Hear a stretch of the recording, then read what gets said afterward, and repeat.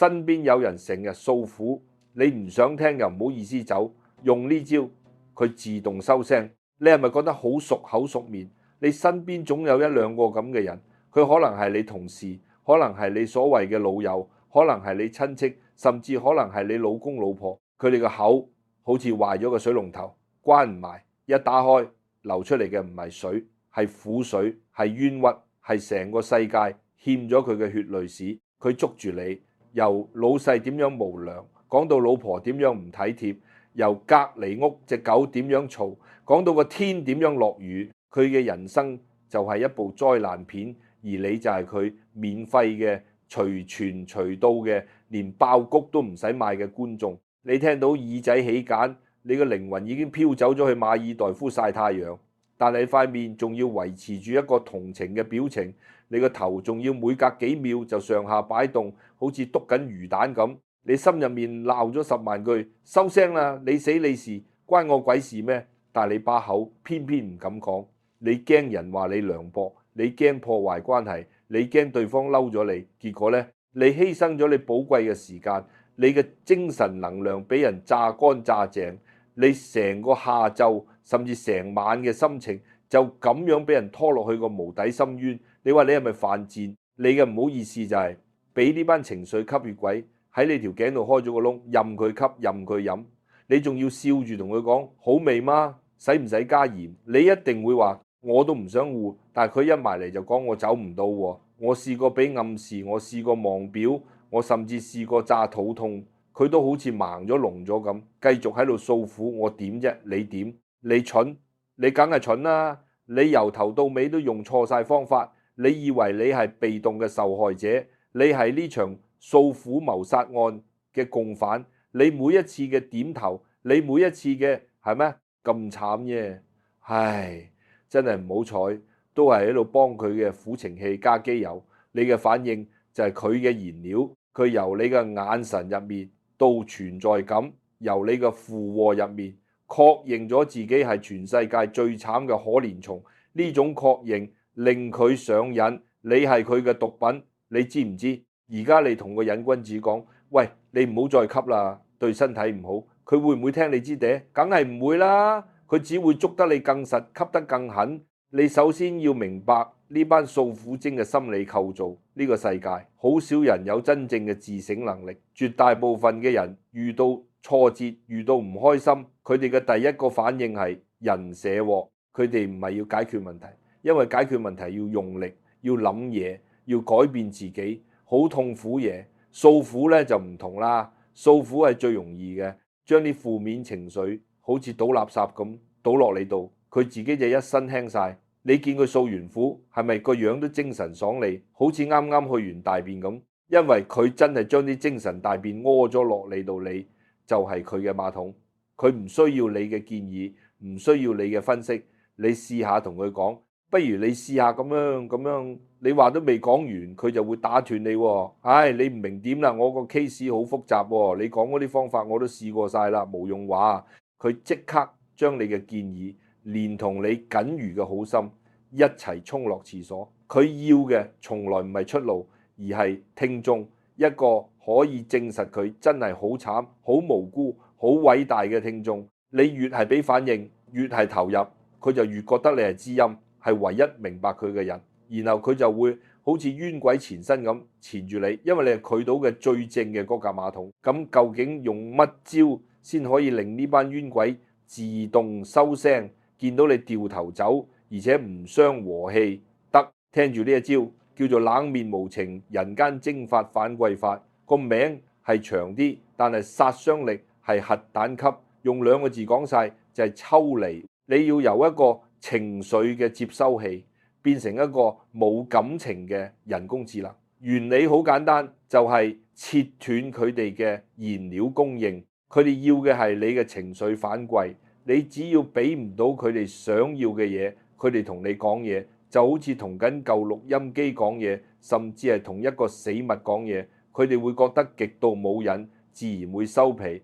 你要做嘅係由下一個俾人捉住訴苦嘅機會開始，徹底改變你嘅反應模式。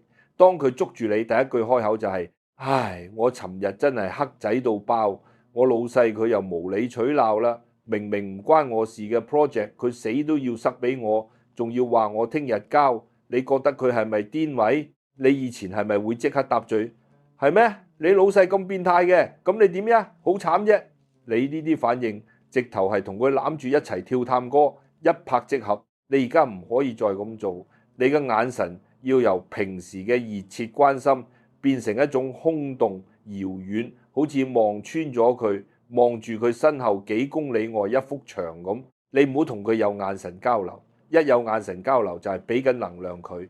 你嘅眼神要放喺佢嘅額頭頂或者佢隻耳仔度。總之一句，你冇再睇佢個靈魂，跟住你嘅反應要係一個字，哦，就係咁多，一個平音，冇高低起伏，冇感情，好似機械人發出嘅，哦，你唔係問佢，哦，你係陳述緊一件事，哦，你話就咁佢會唔會發癲呢？你放心，佢唔會發癲，因為佢未反應過來，佢見你冇反應，佢會覺得係咪自己講得唔夠慘，或者你未聽清楚，佢會加碼，佢會繼續話係啊。你話係咪離晒譜？我都唔知係咪得罪咗佢。佢成日針對我，我尋晚已經 OT 到10點，今日仲要佢又一輪嘴咁講。你呢個時候第二個反應係第二個核武器，你輕輕咁用一種好平淡嘅語氣講第二句説話，係咩？唔係，係咩？係咩？就好似有人同你講非洲今日落雨，你會答係咩咁？完全係一個嘅認知。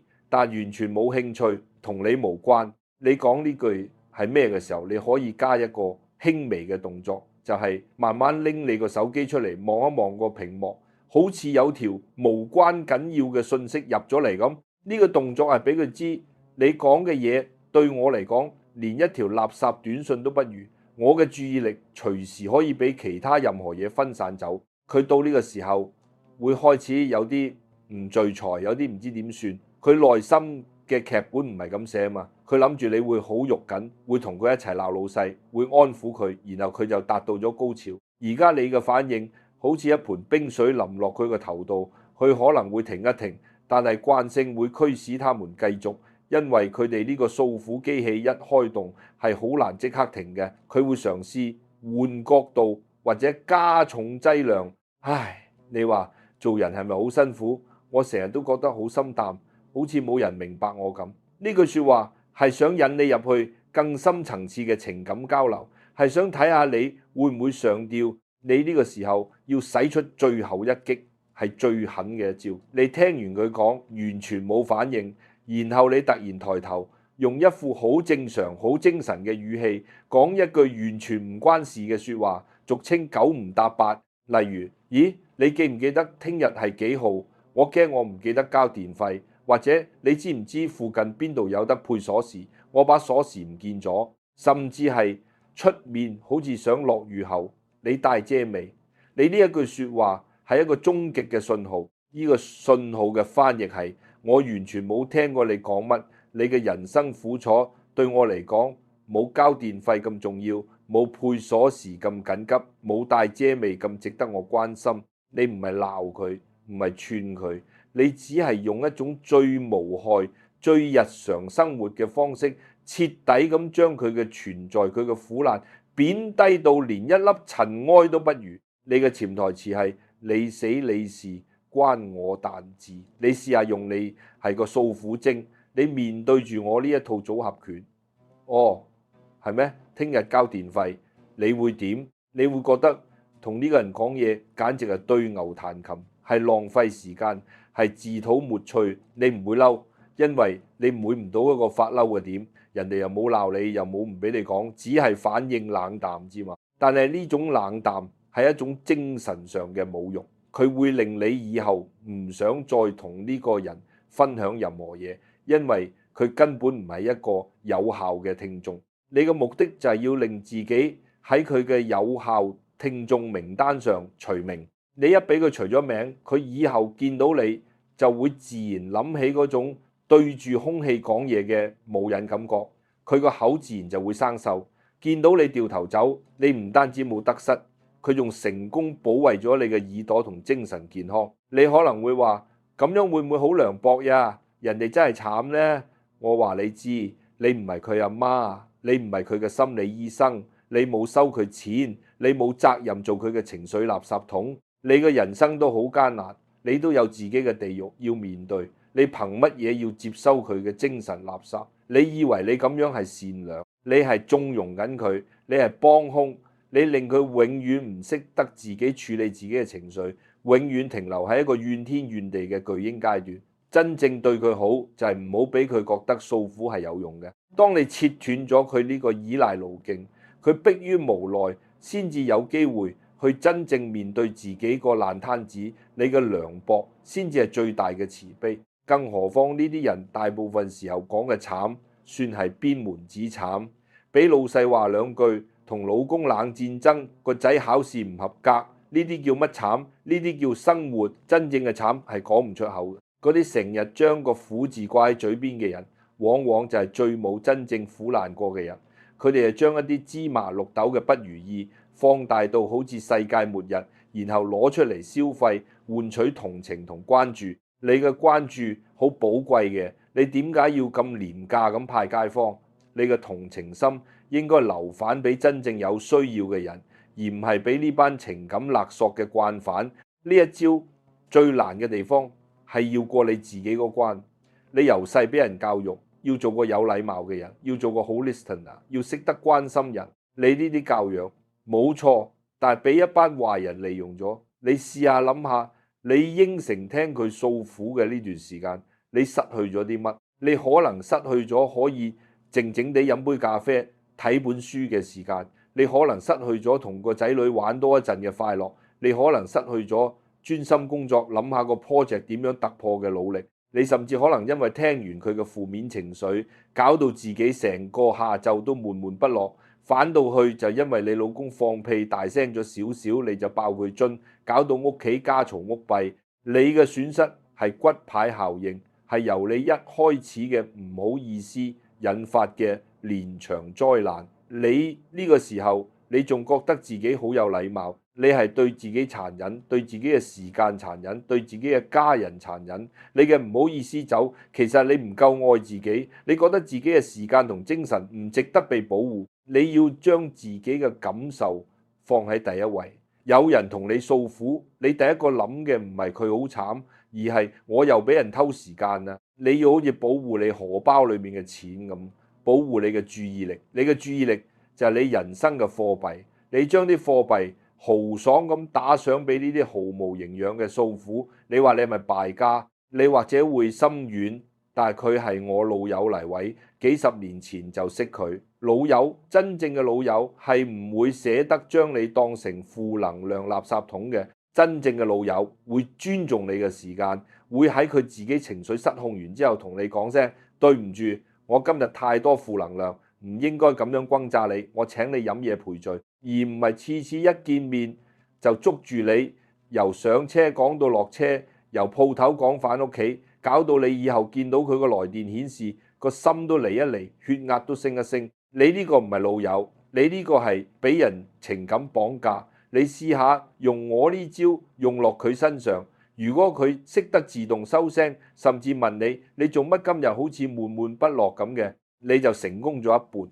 你可以同佢講冇，我有啲攰，唔係好想講嘢。如果佢係一個值得交嘅朋友，佢會明白，佢會收聲，甚至會同你講啲開心嘢去緩和氣氛。如果佢因為你嘅冷淡而嬲咗你，疏遠你，咁恭喜你，你只係用一個好低嘅成本就篩走咗一個假朋友。你呢個老友，佢睇中嘅唔係你，而係你作為聽眾嘅功能。你冇咗呢個功能，佢即時當你透明。你呢啲朋友要來把鬼，早走早着，遲走你瞓唔着。仲有一種特殊情況，就係向你訴苦嘅係你嘅老細或者你嘅大客戶。呢個時候你唔可以用對朋友個招，因為佢係你米飯班主，但係你一樣可以做手腳，只係要微調一下。你唔可以太冷淡，但係你可以用一招叫做無限上身、剛上線、超理性分節法，俗稱煩到佢走。原理一樣係切斷佢嘅情感需求，但係改用一種極度理性、極度宏觀嘅方式去回應佢嘅個人情緒。佢同你訴苦，話：唉，呢個項目真係好難頂，個客黐線顯，改完又改，我真係想死。你呢個時候唔好同佢一齊鬧個客，你要突然之間變咗個商學院教授，你好認真咁同佢講，老細你講得好啱，呢個 point 好值得深思。其實你呢個情況喺管理學上係一個好典型嘅 stakeholder management 嘅案例。根據 PMP 嘅理論框架，面對呢種高權力、高興趣嘅持份者，我哋應該建立一套系統性嘅溝通機制。第一步係 stakeholder mapping， 第二步係 risk assessment， 第三步我建議我哋可以用個 agile 嘅方法，分 sprint 嚟俾佢啲 deliverables， 每2個禮拜有一個 review cycle， 咁樣可以將佢啲改動要求框死喺個流程入面，減低對我哋嘅衝擊。你覺得點？我今晚可以通頂整個 proposal 出嚟俾你睇。你老細聽你講完，佢個頭會大過個西，佢會突然覺得同你訴苦，原來係要開 project， 係要加班，係要寫 proposal。佢原本只係想你做一個情感上嘅共鳴版，點知你俾咗個冇人性嘅項目計劃書佢，佢會覺得你完全搞錯重點，同你講嘢好鬼攰。佢以後有情緒會第二個肯同佢一齊鬧客嘅人，而唔會再理呢個工作狂理論怪。你嘅目的又達到咗，你冇得罪佢，仲表現出你好有 heart 好有深度，但係你成功咁令佢以後喺訴苦呢個範疇上對你敬而遠之。呢招叫學術性嘅拒人於千里之外，好使好用。你聽住，我知道你呢刻個心仲係囉囉攣，你覺得我呢套嘢係咪太冷血，係咪太絕情？你諗返起你阿媽由細教你得饒人處且饒人，做人要厚道，朋友要互相扶持。你驚你一用我呢招，會變咗一個冇朋友嘅孤島，會俾人喺背後話你涼薄扮嘢冇人性。我同你講，你呢個諗法就係你一直以嚟俾人情緒勒索嘅根源。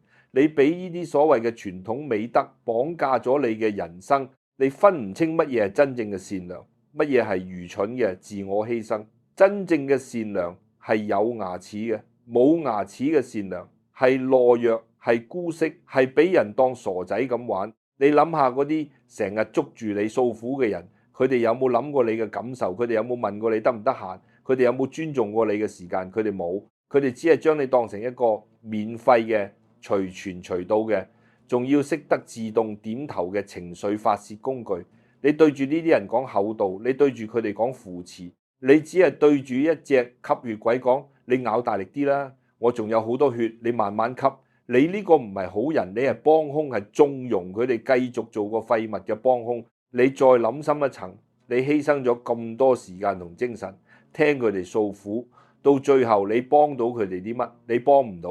佢哋嘅問題10年如一日，老細依然係咁仆街，老婆依然係咁煩，個仔依然係咁唔生性。因為你嘅聆聽俾咗佢哋一個喘息嘅空間，一個情緒嘅出口。佢哋每次將啲垃圾倒完俾你，就一身鬆晒。聽日繼續重複同樣嘅錯誤，繼續留喺同一個死局入面。你嘅好心實際上係剝奪咗佢哋真正面對問題去改變嘅動力。就好似一個人，佢跌咗落個坑度，佢喺度嗌救命，你應該掟條繩落去叫佢自己爬，定係跳落去陪佢一齊坐喺個坑度，聽佢埋怨個天點解要落雨，令到個坑咁濕。你一直以嚟就係選擇跳落去陪佢坐，你覺得自己好偉大，你只係一齊發臭。真正嘅慈悲係要你做嗰個掉頭走嘅人，等佢知道呢個世界冇人係佢永久嘅垃圾桶，佢先至會迫於無奈自己諗辦法爬出嚟。你嘅唔好理，你先至係幫緊佢，你嘅涼薄先至係真正嘅當頭棒喝。所以你由聽日開始要重新定義你同呢個世界嘅關係。你嘅時間係用錢買唔返嘅，你嘅精神係你所有成就同快樂嘅來源。你呢兩樣嘢係你人生最寶貴嘅資產。你點樣管理你嘅資產，決定咗你係一個富人定係一個乞兒。你以前係一個揮霍無度嘅敗家仔，將自己最寶貴嘅資產大方咁派晒俾啲完全唔值得嘅人。你而家要學嘅係做呢方面嘅孤寒財主。你要將你嘅時間同情緒當成你嘅身家咁去守護。有人想問你攞，你要好似個鐵公雞咁一毛不拔，你要喺你個心入面畫一條好清晰嘅界線，界線之內係你嘅家人，你真正嘅朋友，對你有恩嘅人，你可以有限度咁俾出你嘅時間同情緒，但係界線之外就係所有嘅普通同事、普通朋友、三唔識七嘅親戚，對於呢班人你冇責任，你冇義務，你唯一要負責嘅就係你自己嘅心情，佢哋嘅喜怒哀樂係佢哋自己嘅功課，唔係你嘅。你唔好再將佢哋嘅功課搶過嚟自己做，你搶人哋功課，人哋唔會多謝你，老師會鬧你多事。當你開始實踐呢一套嘅時候，你可能會有一段時間嘅唔適應，會有啲人開始疏遠你，但係你唔好驚，呢啲因為你唔肯再做情緒垃圾桶而離開你嘅人，本來就唔屬於你嘅世界。佢哋嘅離開係幫緊你，係幫你嘅人生進行一次大掃除。你清走晒呢啲垃圾朋友，你先至會有空間去接收真正對你有益嘅人際關係。你會發現你嘅耳根清淨咗，你嘅時間多咗，你嘅心境平和咗，你可以用多咗出嚟嘅時間去睇書、去運動、去學一樣新嘢，去真正咁陪下你嘅仔女，去同你嘅老伴靜靜地散步。你嘅人生質素會有一個非有式嘅提升。到嗰陣你就會後悔。後悔點解唔早啲學識呢一招？後悔你浪費咗咁多寶貴嘅光陰喺一班完全唔值得嘅人身上。你望翻轉頭會覺得以前嘅自己真係一個不折不扣嘅傻仔。呢個世界其實好公平，你係一個點樣嘅人就會吸引點樣嘅人。當你自己嘅氣場係充滿住我好得閒，我好樂意聽你訴苦，你就自然吸引一班怨鬼纏住你。當你嘅氣場變成我嘅時間好寶貴，我冇興趣接收任何負面情緒，你班怨鬼就會自然散開，因為你同佢哋已經唔喺同一個頻道，佢哋會悔返同佢哋同頻道嘅怨鬼一齊喺嗰個負能量嘅池塘入面繼續沉淪，而你就會跳出嚟，上到一個更清淨、更光明嘅層次。呢個唔係自私。呢個係宇宙嘅法則，你要為自己嘅人生負責，你要為你嘅快樂負責。你唔係嚟呢個世界做救世主，你係嚟體驗人生嘅。你連自己嘅人生都未體驗得切，你理得人哋咁多？所以最後我再同你講一次，遇到訴苦嘅人，你唔使同佢糾纏，唔使同佢解釋，唔使覺得唔好意思，你只需要做三樣嘢：放空你嘅眼神，用一個柯字回應佢所有嘅苦難，然後用一個交電費之類嘅話題徹底終結呢場對話。你係佢生命入面嘅一個過客，唔係佢嘅長期飯票。你要做一個瀟灑嘅過客，而唔係一個被套路嘅股東。由呢一刻開始，同我練習呢一套心法，直到佢成為你嘅本能反應。當你可以做到聽苦難而不入心，見怨鬼而能抽離嘅境界，你就真正擁有咗一個無堅不摧嘅金鐘罩，任何負能量都奈你唔可。你嘅下半場人生先至會真正開始，係屬於你自己嘅清靜自在爽快嘅人生。你嘅耳仔從此以後只聽好話、聽歌、聽鳥叫、聽風聲、聽你老伴嘅笑聲，其他嘅一切鬼斧神毫同我閂埋隻耳，當佢冇到就係咁。